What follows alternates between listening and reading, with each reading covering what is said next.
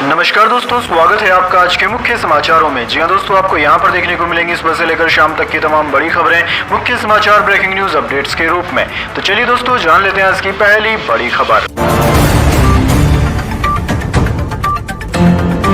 प्रधानमंत्री मोदी को नामीबिया ने दिया सर्वोच्च नागरिक सम्मान, राष्ट्रपति ने पुरस्कार से नवाजा। जी दोस्तों, प्रधानमंत्री नरेंद्र मोदी को नामीबिया के सर्वोच्च नागरिक सम्मान order of the most efficient Welwitschia mirabilis से नवाजा गया है। यह अवार्ड 1995 में स्थापित किया गया था ताकि विशिष्ट सेवा और नेतृत्व को मान्यता दी जा सके। दरअसल दोस्तों, इस पुरस्कार का नाम वेलवित्सिया मिराबिलिस नाम के एक अत्यंत दुर्लभ और प्राचीन रेगिस्तानी पौधे पर रखा गया है जो सिर्फ नामीबिया में पाया जाता है। ये पौधा संघर्ष, दीर्घायु और स्थायित्व का प्रतीक माना जाता है और यही भावना इस सम्मान के माध्यम से झलकती है। चलिए दोस्तों, जान लेते हैं अगली खबर। एमएनएस कार्यकर्ताओं ने हिंदी भाषी रिक्शा ड्राइवर से माफी मंगवाई। मराठी युवक से झगड़ा हुआ था, बोले किसी मराठी को छुआ तो देख लेना। जी हाँ दोस्तों, महाराष्ट्र के ठाणे जिले में हिंदी भाषी रिक्शा ड्राइवर का एक मराठी पैसेंजर से किसी बात को लेकर झगड़ा हो गया। बात मारपीट तक पहुंच गई। इस विवाद में महाराष्ट्र नवनिर्माण सेना एमएनएस कार्यकर्ताओं ने दखल दिया। भिवंडी नगर अध्यक्ष मनोज गुलवी ने ड्राइवर को माफी मांगने पर मजबूर किया। गुलवी ने धमकी दी कि आगे अगर किसी मराठी युवक को छूने की कोशिश की तो देख लेना हाथ कहां जाएगा। चलिए दोस्तों, जान लेते हैं अगली खबर। अमित शाह ने बताया रिटायरमेंट का प्लान, कहा प्राकृतिक खेती करूंगा, इससे बीमारियां नहीं होती, वेद और उपनिषदों का अध्ययन करूंगा।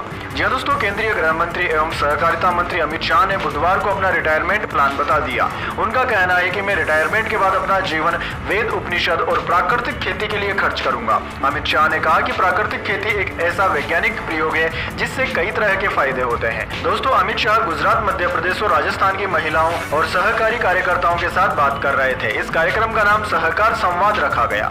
चलिए दोस्तों, जान लेते हैं अगली खबर।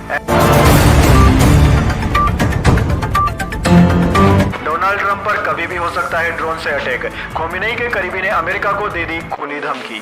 जी हां दोस्तों, ईरान के सुप्रीम लीडर अयातुल्लाह खोमेनी के सीनियर सलाहकार जवाद लारिजानी ने अमेरिकी राष्ट्रपति डोनाल्ड ट्रंप को जान से मारने की धमकी दी है। उन्होंने कहा कि ऐसा हो सकता है कि जब ट्रंप अपने लग्जरी हाउस मार एल लोगो में धूप सेक रहे हो उसी समय उन्हें गोली लग जाए। ईरान इंटरनेशनल वेबसाइट के मुताबिक उन्होंने कहा कि जब वह पेट के बल धूप में लेटे हों तब एक छोटा सा ड्रोन उन पर हमला कर सकता है। ये बहुत ही आसान है। दरअसल दोस्तों, आपको बता दें, लारिजानी को अयातुल्लाह खोमेनी का करीबी माना जाता है। चलिए दोस्तों, जान लेते हैं अगली खबर।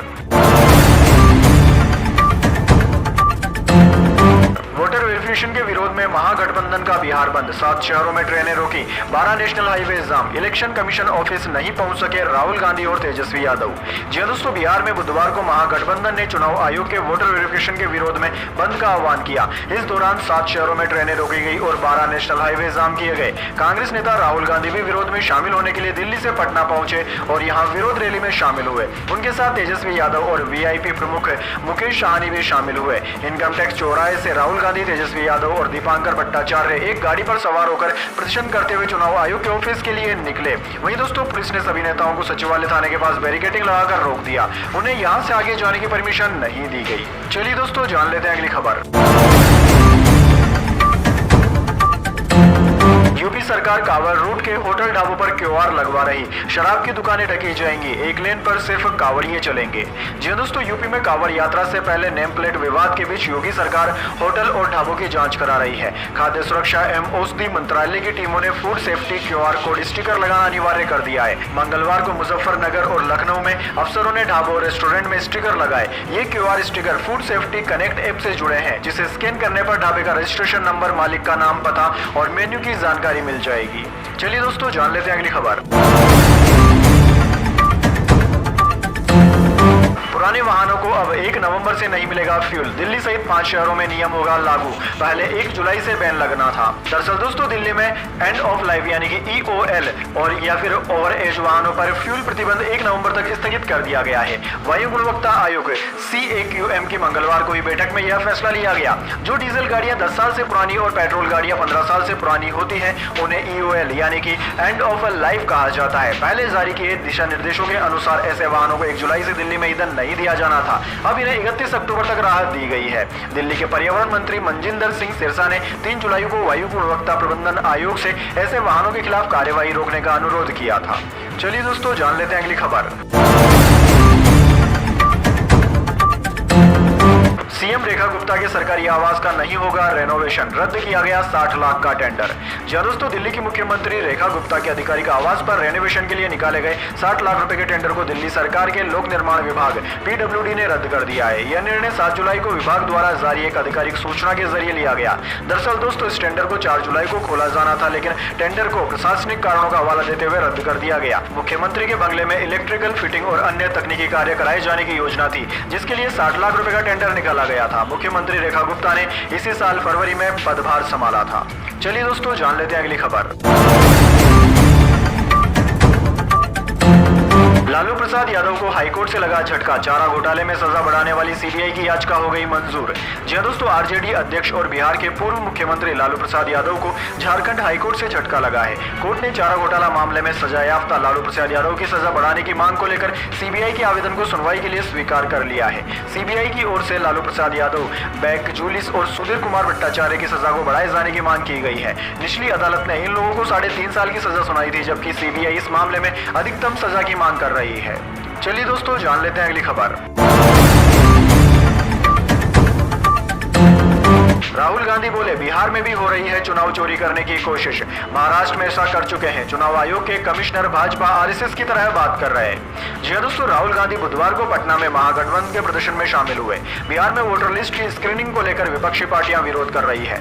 यहाँ राहुल गांधी ने आरोप लगाया कि जैसे महाराष्ट्र का चुनाव चोरी किया गया था, वैसे ही बिहार के चुनाव को चोरी करने की कोशिश की जाएगी। उन्होंने कहा कि इलेक्शन कमिश्नर भाजपा और आरएसएस नेताओं की तरह बात करते हैं। उन्हें पता चल गया है कि हमने महाराष्ट्र मॉडल समझ लिया है, वे अब बिहार मॉडल लाए हैं। ये गरीबों का वोट छीनने का तरीका है। चलिए दोस्तों, जान लेते हैं अगली खबर। यूक्रेन को हथियार सप्लाई रोके जाने से डोनाल्ड ट्रंप हुए नाराज, पेंटागन ने राष्ट्रपति को इसकी जानकारी नहीं दी थी, सप्लाई दोबारा शुरू। जी दोस्तों, अमेरिकी राष्ट्रपति डोनाल्ड ट्रंप यूक्रेन को हथियारों की सप्लाई पर रोक लगाने से नाराजगी जता रहे हैं। दरअसल दोस्तों, रक्षा मंत्रालय पेंटागन ने ट्रंप को बताए बिना ही सप्लाई रोक दी थी। इस फैसले से हैरान ट्रंप ने सोमवार को यूक्रेन को दोबारा हथियार भेजने का आदेश दे दिया। पिछले हफ्ते पेंटागन ने ऐलान किया था कि अमेरिका यूक्रेन को कुछ जरूरी हथियार जैसे कि एयर डिफेंस मिसाइलें, प्रिसिशन गाइडेड आर्टिलरी, पैट्रियट और हेल फायर मिसाइलें देना फिलहाल रोक रहा है। इसके पीछे कारण बताया कि अमेरिका के अपने स्टॉक में इन हथियारों की कमी हो गई है। चलिए दोस्तों, जान लेते हैं अगली खबर।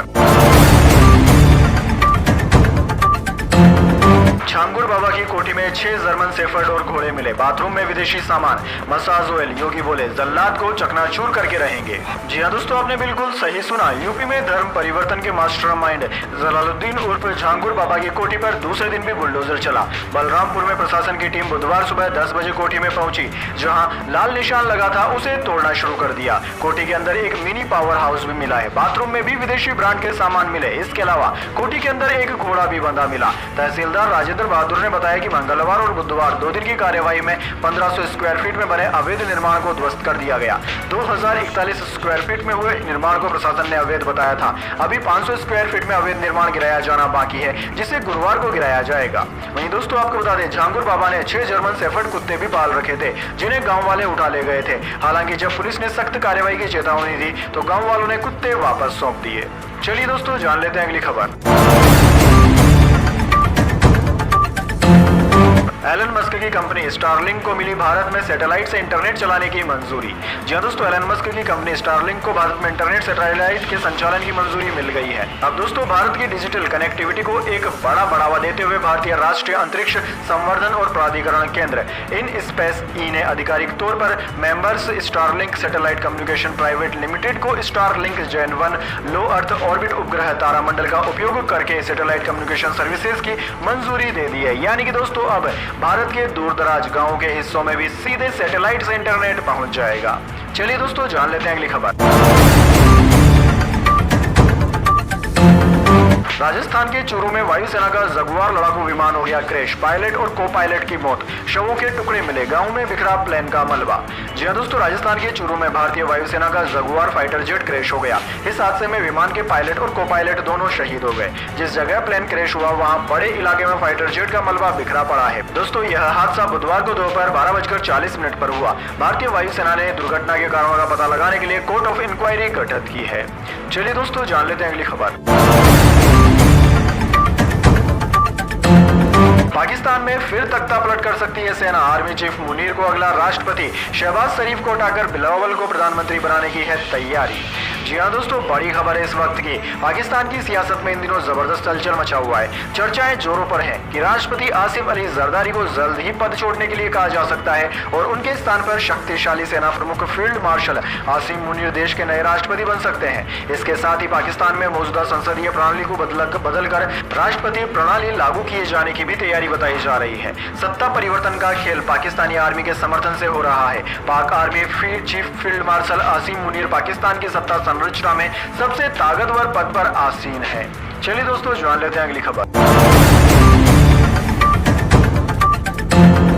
भारत ने राइटर समेत 2300 अकाउंट्स ब्लॉक करने को कहा, एक्स का दावा, विरोध के बाद आदेश वापस लिया। सरकार ने कहा कोई नया आदेश नहीं दिया। जी हां दोस्तों, माइक्रो ब्लॉगिंग प्लेटफॉर्म एक्स ने मंगलवार को दावा किया कि भारत सरकार ने 3 जुलाई को 2300 से ज्यादा अकाउंट्स को ब्लॉक करने का आदेश दिया था। इस आदेश में ग्लोबल न्यूज एजेंसी राइटर्स के ऑफिशियल हैंडल भी शामिल थे। एक्स प्लेटफॉर्म की ग्लोबल गवर्नमेंट अफेयर्स की टीम ने एक पोस्ट में कहा कि भारत सरकार ने इंफॉर्मेशनल टेक्नोलॉजी एक्ट की धारा 69A के तहत इन सभी अकाउंट्स को ब्लॉक करने का आदेश दिया था। चलिए दोस्तों, जान लेते हैं अगली खबर। हाईकोर्ट ने केजरीवाल की याचिका पर ईडी से मांगा जवाब, पूर्व मुख्यमंत्री ने समन को चुनौती दी थी। जी हां दोस्तों, दिल्ली की आबकारी नीति 2021-22 से जुड़े मनी लॉन्ड्रिंग मामले में पूर्व मुख्यमंत्री अरविंद केजरीवाल को जारी समन को चुनौती देने वाली याचिका पर दिल्ली हाईकोर्ट ने बुधवार को परिवर्तन निर्देशालय से जवाब मांगा। अदालत ने केजरीवाल की 2 याचिकाओं पर ईडी को हलफनामे के माध्यम से प्रारंभिक आपत्तियां दाखिल करने का निर्देश दिया है। मामले की अगली सुनवाई अब 10 सितंबर को तय की गई है। चलिए दोस्तों, जान लेते हैं इसके बाद अगली बड़ी खबर, लेकिन उससे पहले मेरी आपसे छोटी सी रिक्वेस्ट है, अगर दोस्तों आपको अभी तक हमारी न्यूज पसंद आई तो एक छोटा सा लाइक जरूर दे दीजिए। चलिए जान लेते हैं अगली खबर। हिमाचल प्रदेश सीएम का ऐलान, घर बनाने को 7 लाख रुपए देंगे, गाय खरीदने को 50,000 मिलेंगे। नड्डा बोले हिमाचल के साथ खड़ी है भारत सरकार। जी हां दोस्तों, हिमाचल प्रदेश के मुख्यमंत्री सुखविंदर सिंह सुक्खू और केंद्रीय मंत्री जगत प्रकाश नड्डा आज मंडी के आपदा प्रभावित क्षेत्रों में पहुंचे। दोनों नेताओं ने आपदा प्रभावितों से बात की, उनका दुख दर्द जाना और हर संभव मदद का भरोसा दिया। मुख्यमंत्री सुक्खू ने सराज विधानसभा के बशिया गार्ड में बड़ा ऐलान करते हुए जिनके मकान बादल फटने से बह गए, राज्य सरकार उन्हें नया मकान बनाने के लिए 7 लाख रुपए देगी, ऐसा ऐलान किया। कैबिनेट मीटिंग में जल्द ही इसका प्रावधान भी दिया जाएगा। वहीं सीएम ने कहा कि जिन लोगों की गाय बही है उन्हें नई गाय लेने को 50,000 रुपए देंगे। उन्होंने कहा कि प्रभावित परिवारों की सरकार हर संभव सहायता करेगी। चलिए दोस्तों, जान लेते हैं अगली खबर। भारत में पहला सेमीकंडक्टर प्लांट हुआ शुरू, टाटा इलेक्ट्रॉनिक्स और ताइवान की कंपनी मिलकर चिप बनाएगी, दूसरे देशों पर निर्भरता अब कम हो जाएगी। जी हां दोस्तों, गुजरात के धोलेरा में सेमीकंडक्टर चिप बनाने वाला भारत का पहला प्लांट शुरू हो गया है। ये प्लांट टाटा इलेक्ट्रॉनिक्स ने ताइवान की company power chip semiconductor manufacturing corporation के साथ मिलकर शुरू किया है। ये चिप फोन, लैपटॉप, गाड़ियों और कई गैजेट्स में यूज होती है। चलिए दोस्तों, जान लेते हैं अगली खबर। ई-कॉमर्स प्लेटफॉर्म को लाइसेंस और वेयरहाउस डेटा दिखाना होगा। फसाई ने कहा फूड पैकिंग और डिलीवरी करने वालों को हाइजीन की ट्रेनिंग दो। जी हां दोस्तों, फसाई यानी कि food safety and standard authority of India ने भारत में काम करने वाले सभी ई-कॉमर्स प्लेटफॉर्म से फूड सेफ्टी और हाइजीन प्रोटोकॉल का सख्ती से पालन करने को कहा है। इसके अलावा फूड रेगुलेटर ने वेबसाइट को लाइसेंस डिस्प्ले करने और वेयरहाउस का डेट ऑनलाइन अपलोड करने को कहा है। वहीं फूड हैंडल करने वाले कर्मचारियों को सेफ्टी और हाइजीन की ट्रेनिंग देने का भी आदेश दिया गया है। वैसे दोस्तों, कमेंट करके बताइए, क्या आप भी ऑनलाइन फूड पर भरोसा करते हैं कि वह शुद्ध होते हैं या नहीं? कमेंट बॉक्स में अपनी राय जरूर दीजिए। चलिए जान लेते हैं अगली खबर। भारतीय मूल के सबीह खान एप्पल में COO बने, पिचाई और नडेला जैसे लीडर्स की लिस्ट में हो गए शामिल। टिम कुक बोले सभी एक शानदार स्ट्रेटजिस्ट हैं। जी हां दोस्तों, एप्पल ने भारतीय मूल के सबीह खान को कंपनी का नया चीफ ऑपरेटिंग ऑफिसर COO बनाया है। वो इस महीने के अंत में जेफ विलियम्स की जगह लेंगे। जेफ 2015 से इस पद पर हैं। सभी ने मुरादाबाद जैसे छोटे शहर से निकल टेक्नोलॉजी की दुनिया में यह मुकाम हासिल किया। 2019 में वो एप्पल के सीनियर वाइस प्रेसिडेंट और ऑपरेशंस बने थे। चलिए दोस्तों जान लेते हैं अगली बड़ी खबर। आज सोने और चांदी के दाम में आई गिरावट। सोना 887 रुपए कम होकर 96,085 रुपए प्रति 10 ग्राम पर आया। चांदी 1,07,000 रुपए प्रति किलोग्राम पर बिक रही। जी हाँ दोस्तों, सोने और चांदी के दाम में आज गिरावट रही। Indian Boolean and jeweller association के अनुसार 24 कैरेट सोने का दाम 887 रुपए कम होकर 96,085 रुपए प्रति 10 ग्राम पर आ गया। वहीं 20 कैरेट सोने का दाम 88,871 रुपए और 18 कैरेट सोने का दाम 72,766 रुपए प्रति 10 ग्राम के भाव पर बिक रहा है। वहीं दोस्तों दूसरी ओर चांदी की कीमतों की बात करें तो चांदी की कीमत 220 रुपए कम होकर 1,07,280 रुपए प्रति किलोग्राम के भाव पर आ गई है। चलिए दोस्तों जान लेते हैं अगली खबर। सेंसेक्स 176 अंक गिरकर 83,536 पर बंद हुआ। निफ्टी 46 अंक फिसला। मेटल, रियल्टी और आईटी शेयर से सबसे ज्यादा गिरे। जी हां दोस्तों, हफ्ते के तीसरे कारोबारी दिन सेंसेक्स 176 अंक गिरकर 83,536 के स्तर पर बंद हुआ। निफ्टी में भी 46 अंकों की गिरावट रही। ये 25,476 पर बंद हुआ। वहीं दोस्तों सेंसेक्स के 30 शेयरों में से 17 में गिरावट और 13 में तेजी रही। Tata Steel, HCL Tech, Tech Mahindra और रिलायंस 2% गिरकर बंद हुए। बजाज फाइनेंस, अल्ट्राटेक सीमेंट और HUL 1.5% तक ऊपर बंद हुए। वहीं दोस्तों निफ्टी 50 के 50 शेयरों में से 29 शेयर आज गिरकर बंद हुए। बात करें दोस्तों निफ्टी 50 के टॉप गेनर और टॉप लूजर स्टॉक्स की, तो दोस्तों आज के मार्केट में निफ्टी 50 के टॉप गेनर्स में श्रीराम फाइनेंस, बजाज फाइनेंस और कोल इंडिया रहे, जबकि निफ्टी 50 के टॉप लूजर्स में HCL, हिंडाल्को और टाटा स्टील रहे। चलिए दोस्तों जान लेते हैं अगली खबर। विराट कोहली बोले 2 दिन पहले दाढ़ी में कलर किया, हर 4 दिन में यह करना पड़े तो समझो रिटायरमेंट का समय आ गया। जी हां दोस्तों, विराट कोहली टेस्ट क्रिकेट से संन्यास लेने पर पहली बार बोले। उन्होंने लंदन में आयोजित एक कार्यक्रम में कहा कि बढ़ती उम्र के कारण उन्हें यह फैसला लेना पड़ा। विराट 36 साल के हो चुके हैं। उन्होंने 12 मई 2025 को सोशल मीडिया पर एक पोस्ट के जरिए टेस्ट क्रिकेट से संन्यास की घोषणा की थी। दरअसल दोस्तों लंदन में पूर्व क्रिकेटर युवराज सिंह की ओर से अपने यूवी कैन फाउंडेशन के लिए डिनर पार्टी का आयोजन किया गया था। इस पार्टी में कोहली समेत दुनिया भर के क्रिकेट और अन्य फील्ड से जुड़े लोग पहुंचे थे। टीवी प्रेजेंटर गौरव कपूर के यह कहने पर कि लोग उन्हें मैदान पर मिस करते हैं, तो विराट कोहली ने मुस्कुराते हुए कहा कि मैंने 2 दिन पहले अपनी दाढ़ी में कलर किया था। जब आपको हर 4 दिन में दाढ़ी रंगनी पड़े तो समझ आ जाता है कि अब समय रिटायरमेंट का आ गया है। वैसे दोस्तों कमेंट करके बताइए क्या आप विराट कोहली को भारतीय टीम में मिस करते हैं या नहीं। चलिए दोस्तों जान लेते हैं अगली खबर। आईसीसी टेस्ट रैंकिंग में पहली बार गिल टॉप 6 बैटर बने। बुमराह 32 हफ्तों से टॉप बॉलर, 174 हफ्तों से जडेजा नंबर 1 ऑलराउंडर। जी हां दोस्तों, भारतीय टेस्ट कप्तान शुभमन गिल पहली बार टेस्ट की बैटर्स की रैंकिंग में टॉप 6 में पहुंच गए हैं। बुधवार को जारी आईसीसी टेस्ट रैंकिंग में उन्होंने 15 स्थानों की छलांग लगाई। यह टेस्ट में गिल की अब तक की बेस्ट रैंकिंग है। एजबेस्टन टेस्ट में गिल ने 269 और 161 रनों की पारी खेली थी। उन्हें इसी का फायदा मिला। वहीं दोस्तों बल्लेबाजों की टॉप 10 रैंकिंग में 3 भारतीय हैं। यशस्वी जायसवाल चौथे और ऋषभ पंत 7वें स्थान पर है। बॉलर्स की रैंकिंग में पेसर जसप्रीत बुमराह 32 हफ्तों से लगातार टॉप पर बरकरार है। ऑलराउंडरों की लिस्ट में रविंद्र जडेजा लगातार 174 हफ्तों से नंबर 1 बने हुए हैं। चलिए दोस्तों जान लेते हैं अगली बड़ी खबर। गुजरात में पुल टूटा, चलती गाड़ियां नदी में गिरी, 13 लोगों की मौत, 8 को बचाया। दक्षिण गुजरात का सौराष्ट्र से संपर्क टूटा। जी दोस्तों, गुजरात के वडोदरा में महिसागर नदी पर बना ब्रिज बुधवार सुबह टूट गया। हादसे के समय ब्रिज से गाड़ियां गुजर रही थी। पुल टूटने पर 2 ट्रक और 2 कार के साथ ही एक रिक्शा, कुल मिलाकर 5 गाड़ियां नदी में बह गई। एक टैंकर टूटे सिरे पर फंस गया। हादसे में 13 लोगों की मौत हो गई, जबकि 8 को स्थानीय लोगों ने बचा लिया। 2 लोग लापता हैं। फायर ब्रिगेड की 3 टीमें रेस्क्यू में जुटी हुई है। 45 साल पुराना यह ब्रिज दक्षिण गुजरात को सौराष्ट्र से जोड़ता था। पुल टूट जाने से भरूच, सूरत, नवसारी, तापी और वलसाड जैसे दक्षिण गुजरात के शहरों से सौराष्ट्र पहुंचने में ज्यादा समय लगेगा। अब इसके लिए अहमदाबाद होते हुए लंबा रास्ता लेना पड़ेगा। चलिए दोस्तों जान लेते हैं अगली खबर। अयोध्या में घर और वाराणसी में घाट डूबे, प्रयागराज में 4 मौतें, उत्तराखंड में बादल फटा, एमपी में नर्मदा में बाढ़, नागपुर में नाव से रेस्क्यू करना पड़ा। जहां दोस्तों यूपी में बुधवार को भारी बारिश जारी है। अयोध्या में घरों में पानी भर गया, प्रयागराज में बारिश के पानी में डूबने से 4 बच्चों की मौत हो गई। वहीं वाराणसी में दशाश्वमेध घाट और 80 घाट तक पानी पहुंच गया है। इसके चलते गंगा आरती का स्थान बदलना पड़ा। वहीं दोस्तों मध्य प्रदेश में नर्मदा नदी उफान पर है। मंडला, डिडोली, श्योपुर, शहडोल, उमरिया जिले बाढ़ की चपेट में है। छतरपुर के बांध, सुजारा डैम डैम के 12 गेट खोले गए। दमोह में सतधरु साजली बांध के 3 गेट खोले गए। वहीं जबलपुर में बरगी डैम के 17 गेट खोलने पड़े। इसके अलावा दोस्तों महाराष्ट्र के नागपुर में लगातार हो रही तेज बारिश के चलते न्यू नरसाला इलाके में घर और गाड़ियां पानी में डूब गई। उत्तराखंड की बात करें तो उत्तराखंड में मानसून जमकर बरस रहा है। यहाँ चमोली जिले के नंदप्रयाग घाट के पास मुख्य गांव में बादल फटने से तबाही मच गई। तो दोस्तों यह थी आज की तमाम बड़ी खबरें। वीडियो को लाइक कर लीजिए, चैनल को सब्सक्राइब करके बेल आइकन भी दबा लीजिए। धन्यवाद। वंदे मातरम। जय हिंद, जय भारत।